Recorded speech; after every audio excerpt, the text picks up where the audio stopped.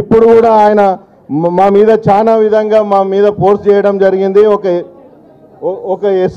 ఒక ఎస్ఐని తీసుకొచ్చి మా మీద నిర్దాక్షిణంగా ఆయన మా మీద జులుం ప్రదర్శించడం జరిగింది సార్. అదేవిధంగా ఆ రోజు మాజీ ఎమ్మెల్యే గారు మా పోలీస్ స్టేషన్ ముందల నిలబడి మా అందరికీ ధైర్యం చెప్పి ఏవన్గా సారున్నా కూడా మాకు ధైర్యం చెప్పి నేనే ఏమన్నా ఉంటారా భయ్ మీకేం కాదు, ఇక నేనే ఫస్ట్ పోతే జైలుకు, మీరు అందరు ఉండి మీరు భయపడకుండా వచ్చి ఆ రోజు మాకు ధైర్యం చెప్పినందుకు ఆ రోజు కూడా మేము చాలా సంతోషపడి ఆ రోజు నుంచి ఈ రోజు వరకు మరపల్ల మేము చాలా మా జెడ్పీసీ గారు కానీ మా అందరము నాయకులం అందరం కలిసి చాలా కష్టపడి పనిచేస్తున్నాం సార్. ఇంకో విధంగా చెప్పాలంటే మొన్న మీరు మా మండలనే కేజీబీ స్కూల్లో కూడా విద్యార్థులు ధర్నా చేసిండు సార్. ఎంబడే మా ఎమ్మెల్యే గారు తొందరగా అన్న ఎప్పటికీ మాకు ఎమ్మెల్యేనే మా అన్న ఎంబడే రియాక్ట్ అయ్యి ఆడ మేము కూడా పోయి వాళ్ళని నిలదీయడం జరిగింది సార్. తెల్లారే వాళ్ళు కూడా అన్న వచ్చిన తెల్లారే ఆమెను ఇన్ఛార్జ్ని చేంజ్ చేసిండు సార్. ఆ విధంగా మేము ప్రజలకు కూడా ఎన్నంటున్నాము. అదేవిధంగా మేము ఇంకోసారి కార్యకర్తలకు కూడా ఒకటి చెప్పేస్తున్నా, 2 ఏళ్ల నుంచి మనం చెప్పిందే చెప్తున్నాం సార్, పార్టీ ఏం చేయలేదు, ఇది పట్టించుకోలేదు అది పట్టించుకోలేదు, అవుబై అయ్యింది అయిపోయింది. ఇప్పటి నుంచి మనం కష్టపడి మన దైవము మన కేసీఆర్ గారిని ఇంకోసారి ఈ ముఖ్యమంత్రిగా నిలబెట్టుకొని అప్పుడు మనకు సార్ కూడా అందరికీ అర్థమైంది, అరే కార్యకర్తలు ఎట్లా చూసుకోవాలని, అది బంద్ చేసుకోండి, ఇక ఏం చేయలే అది అంటే అదే చెప్తున్నారు, అది బంద్ చేసుకొని మనం ఎట్లా చేయాలి, ఎట్లా కష్టపడాలి, ఈ స్థానిక సంస్థలు ఎట్లా గెలవాలి, మళ్ళీ మన ఎమ్మెల్యేలను ఎట్లా గెలిపించుకోవాలి, ఎంపీలను ఎట్లా గెలిపించుకోవాలి, మన తెలంగాణ బాబును మళ్ళీ కేసీఆర్ గారిని ఎట్లా గద్దెపై కూర్చోబెట్టి అప్పుడు మనము కూర్చోబెట్టి అడుగుదామని నేను తెలియజేస్తూ ఈ అవకాశాన్ని ఇచ్చిన పెద్దలకు అందరికీ ధన్యవాదాలు చెప్పుకుంటూ ఏమైనా తప్పులు మాట్లాడితే క్షమించాలని కోరుకుంటున్నాను. ఇచ్చేద్దామంట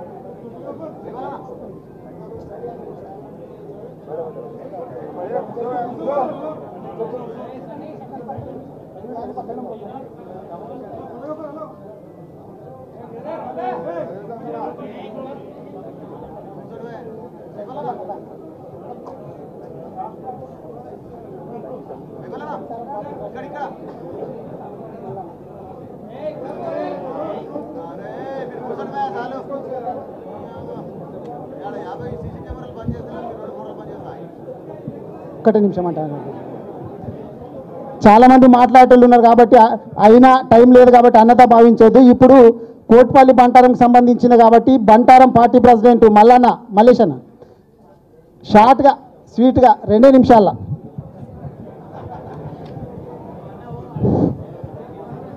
జై తెలంగాణ, జై తెలంగాణ. ఈరోజు మన టీఆర్ఎస్ పార్టీ వర్కింగ్ ప్రెసిడెంట్ గారు మాజీ మంత్రివారు కేటీఆర్ సార్కు ధన్యవాదాలు తెలుపుతూ, అదేవిధంగా సబితా మేడం గారికి ధన్యవాదాలు, ప్రవీణ్ కుమార్ సార్కు, అదేవిధంగా మన డిస్టిక్ ప్రెసిడెంట్ ఆనంద్ సార్ గారికి ధన్యవాదాలు. ముఖ్యంగా టీఆర్ఎస్ పార్టీ అంటేనే కార్యకర్తలు వెన్నుదండుగా ఉంటారు సార్. ఎట్టి పరిస్థితుల్లో మా ఆనంద్ సార్ గారిని నెక్స్ట్ ఎలక్షన్లో 25,000 మెజార్టీతో గెలిపేయగలుగుతాము. ఇప్పుడు ముందు ముఖ్యంగా ఈరోజు బీఆర్ఎస్ కాంగ్రెస్ బీజేపీ పార్టీ నుంచి వస్తున్న కార్యకర్తలందరికీ స్వాగతం పలుకుతూ అందరం కలిసిమెలిసి ఉండి నెక్స్ట్ టైంలో లోకల్ బాడీ ఎలక్షన్లో విజయం సాధిస్తామని తెలుపుతున్నాం సార్. జై తెలంగాణ. షార్ట్గా మాట్లాడినందుకు ధన్యవాదాలు తెలియజేస్తూ, చాలామంది వక్తలు ఉన్నారు, చాలామంది మాట్లాడేటోళ్ళు ఉన్నారు. సమయం లేనందుకు దయచేసి ఎవరికి ఇవ్వలేకపోతున్నాము, ఏమనుకోవద్దు. ఎందుకంటే రామన్నకు ఇంకా వేరే ప్రోగ్రాం ఉంది, వేరే నియోజకవర్గానికి సంబంధించినటువంటి ప్రోగ్రాం కూడా ఉంది, సిరిపూర్కు సంబంధించినటువంటి ప్రోగ్రాం ఉంది. కాబట్టి ఒకటి నిమిషం మీ గురించి చెప్పాలి కదా మేడం. అయితే మనకు ముఖ్యమంత్రి అంటే ఎప్పటికైనా కానీ కేసీఆర్ సరే ముఖ్యమంత్రి. మన రంగారెడ్డి జిల్లాకి ఎప్పటికైనా మంత్రి అంటే మన సబితమ్మనే. ఒక్క నిమిషం మేడం, ఇప్పుడు రామన్న గురించి చెప్తాము, మీ గురించి కూడా చెప్పాలా. ఎందుకంటే మేము మొన్న వస్తున్నప్పుడు ఒకటి మాట్లాడుకున్నాము, చాలామంది ఎమ్మెల్యేలను చూసినాము, చాలామంది మినిస్టర్లను చూసినాము, ముఖ్యంగా మహిళలకు సంబంధించి. కానీ ఎంత ఓపిక ఉంటుందో ఎట్లుంటుందో గింతగానం తిరిగేటి మహిళను అయితే ఏడ చూడలేదని చెప్పి చాలామంది అనుకున్నారు. ఆ రంగారెడ్డి జిల్లాకే కాదు, నిజంగా తెలంగాణ రాష్ట్రంలో కూడా గింత తిరిగేటటువంటి, నిజంగా చెప్పాలంటే తెలంగాణ ఉక్కు మహిళ అనుకోవచ్చు. తనను మాట్లాడాల్సిందిగా మనవి చేస్తా ఉన్నా. అందరికీ నమస్కారం. చాలా జోస్ మీద ఉన్నాడు ఆనంద్ ఈరోజు మిమ్మల్ని అందరినీ చూసి. గౌరవనీయులు మన వర్కింగ్ ప్రెసిడెంట్ గారు కేటీ రామారావు గారికి, గౌరవ మన అపోజిషన్ లీడర్ మండలిలో మసంచారి గారికి, గౌరవనీయులు పెద్దలు మన జగదీశ్వర్ రెడ్డి గారు మాజీ మంత్రివర్లకి, ఆర్ఎస్ ప్రవీణ్ గారికి, అదేవిధంగా మన గౌరవ మాజీ శాసనసభ్యులు పరిగి మహేష్ రెడ్డి గారికి, అదేవిధంగా మన కొడంగల్ నరేందర్ రెడ్డి గారికి, అదేవిధంగా ప్రభాకర్ రెడ్డి గారు, వేదిక మీద ఉన్న పెద్దలు చంద్రశేఖర్ రెడ్డి గారికి, అదేవిధంగా నాగేందర్ గౌడ్, శుభప్రద్ పటేల్, ఇంకా మిగతా సోదరులందరూ, పార్టీ అధ్యక్షులు కూడా అన్ని మండలాల నుండి విచ్చేసిన గౌరవ పార్టీ అధ్యక్షులకి, మాజీ ఎంపీపీలకి, మాజీ జెడ్పీటీసీలకి, చాలామంది పదవులలో ఉన్న వాళ్ళందరూ కూడా ఇక్కడ కనిపిస్తున్నారు, గతంలో ఉన్న వాళ్ళందరూ, అందరికీ కూడా వికారాబాద్ నియోజకవర్గం నుండి, ముఖ్యంగా కోట్పల్లి బంటారం మండలం నుండి ఈరోజు పార్టీలో జాయిన్ కావడానికి వచ్చిన వాళ్ళందరికీ స్వాగతం చెప్తూ, వచ్చిన మీ అందరు కూడా చేతులు జోడించి నమస్కారం. ఉదయం 9 గంటలకు బయలుదేరి ఉంటారు, మీరు చాలా టైం వెయిట్ చేశారు.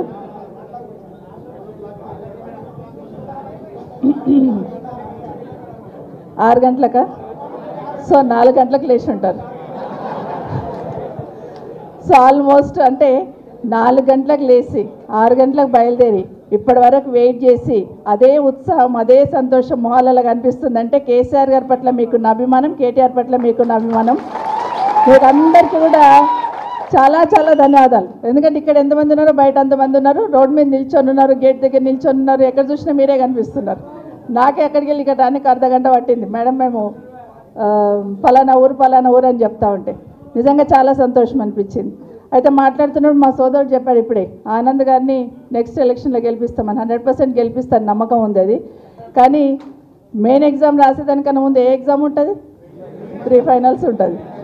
మరి ఆ ఎగ్జామ్ ముందు నాకు చూసుకోండి, చాలా తొందరలో వస్తుంది. 100% మీరందరూ కూడా మీ జోస్ మిమ్మల్ని అందరినీ చూస్తూ ఉంటే నాకు వికారాబాద్లోనే వచ్చి కూర్చోవాలన్నట్టుంది. అంటే అంత జోస్లో ఉన్నది.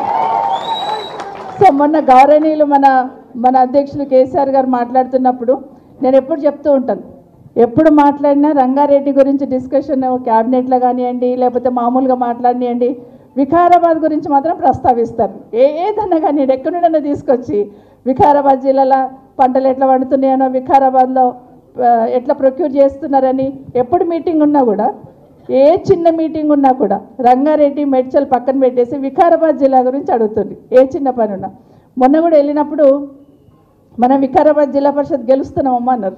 ఎంతో సంతోషం అనిపించింది నాకు. అంటే అన్నాడు శ్రీకాంత్, కార్యకర్తలకు ఏం చేయలేదన్నమాట మాట్లాడదు. ఎందుకంటే కార్యకర్తలు తలెత్తుకొని కాలర్ ఎగిరేసే విధంగా కేసీఆర్ గారు పనిచేస్తారు, అది మాత్రం వాస్తవం. ఇప్పుడున్న వాళ్ళు కాంగ్రెస్ పార్టీలు ఉన్న వాళ్ళు అనుకుంటున్నారు రేవంత్ రెడ్డి గారిని ముఖ్యమంత్రి గారిని తిడుతూ ఉంటే అయ్యో బాబాయ్ మమ్మల్నే తిడుతున్నానే ఫీలింగ్ అయితే ఉంది వాళ్ళకి. కానీ కేసీఆర్ గారు ఎక్కడున్నా కూడా రాష్ట్రాన్ని అంతా ఒక కుటుంబంలో అనుకున్నాడు, రాష్ట్ర ప్రజలందరూ తన కుటుంబ సభ్యులు అనుకున్నాడు, ఒక కుటుంబం పెద్దగానే పనిచేశారు. రైతులకు ఏం చేయాలనేది, శాశ్వతంగా ఏం చేయాలనేది ఆలోచించున్నారు తప్పిస్తే ఏదో ప్రచారం కోసం 4 మీటింగ్లు పెట్టి 4 పనులు చేసి వదిలిపెట్టాలని ఎప్పుడు అనుకోలే. ఇప్పుడు వస్తూ ఉంటే నేను ఒక మండల్ మా ఎంఆర్ఓతో మాట్లాడుతూ వస్తున్నా, బాబాయ్ రేషన్ కార్డులు ఇచ్చినామంటున్నారు, ఎన్ని రేషన్ కార్డులు ఇచ్చారమ్మంటే మాది ఒక పెద్ద మండల్, దాంట్లో 7,000 వచ్చినాయి మేడం అన్నారు. అబ్బో 7,000 వచ్చినాయి, అన్నిట్లో వచ్చినాయి అని అడిగాను. అంటే లేదు మేడం వచ్చింది 1,100, మిగతాయిన అడిషన్స్ అంటారు. అంటే ఒక పేరు ఎక్కిస్తాం కదా, కొత్త కోడలు వస్తే ఎక్కిస్తాము, లేదా ఇంకోటి ఎక్కిస్తుంటాం కదా, అవన్నీ ఎక్కించినా కూడా కొత్త రేషన్ కార్డులు అంట. గట్ల ప్రచారం చేసుకోలేదు కేసీఆర్ గారు. ఎందుకంటే జెన్యూన్గా నిజాయితీగా ప్రజలకు ఏది అవసరమో ఆ పని చేయండి, ఆ పని చేసి ప్రజల అవసరాలను తీర్చండి తప్పిస్తే ఊరికే హంగామా చేసి ప్రచారం కాదు ప్రాధాన్యత, ప్రజలకు మేలు జరిగేటట్టు చూడమన్నారు. కాబట్టి ఒక విజన్తో పనిచేశారు కేసీఆర్. కాబట్టి రైతు బంధు అంటే కేసీఆర్ గుర్తుకొస్తున్నాడు, కళ్యాణ లక్ష్మి అంటే కేసీఆర్ గుర్తుకొస్తున్నాడు. మన దగ్గర వికారాబాద్లో నీళ్లు తాగితే కేసీఆర్ నీళ్ళే అంటారు, ఆ చెట్లను చూస్తే కేసీఆర్ చెట్లే అంటారు, రైతు బంధు పైసలను కేసీఆర్ పైసలు పడ్డాయి అంటారు. అంటే ప్రతి దగ్గర కేసీఆర్ గారు ప్రతి ఒక్కరిని ప్రభావితం చేసిండు అనేది వాస్తవం. కాబట్టి మనం అందరం కూడా రాజకీయాలు మస్తు మాట్లాడవచ్చు, మనం అందరం మాట్లాడుకున్న తర్వాత. కాబట్టి మనము ఈరోజు మనందరి తరఫున, మన జిల్లా తరఫున, ముఖ్యంగా రంగారెడ్డి వికారాబాద్ జిల్లా తరఫున మన వర్కింగ్ ప్రెసిడెంట్ గారికి కేటీ రామారావు గారికి జన్మదిన శుభాకాంక్షలు అడ్వాన్స్డ్గా. మీరు ఇప్పుడు మాట్లాడుతూ చెప్తున్నారు, నిజంగానే మీరు ఈ రాష్ట్రానికి ఏ విధంగా సేవ చేసిండనేది, ఈ రాష్ట్ర ప్రతిష్ట ఏ విధంగా నిలబెడుతుండనేది, మీరు ఎక్కడ పోయినా తెలంగాణ గురించి ఎంత గొప్పగా మాట్లాడుతున్నారనేది, తెలంగాణ బిడ్డలుగా ఏ పార్టీలో ఉన్నా అందరూ గర్వపడుతున్నారు, అందరూ సంతోషిస్తున్నారు. భగవంతుడు మీకు ఆయుర ఆరోగ్యాలు ఇవ్వాలని మనస్ఫూర్తిగా కోరుకుంటూ జై తెలంగాణ, జై కేసీఆర్. ఆనంద్కి ఇస్తే మళ్ళీ అర్ధగంటకి ఇస్తాడు. మీకు కూర్చో, నువ్వు కూర్చో. ఆనంద్కి ఇస్తే మళ్ళీ నువ్వు కూర్చో అర్ధగంటకి ఇచ్చేటట్టు నువ్వు కూర్చో. థ్యాంక్ యూ తమ్మి, థ్యాంక్ యూ. జై తెలంగాణ. కేసీఆర్ గారి నాయకత్వం, కేసీఆర్ గారి నాయకత్వం. Thank you.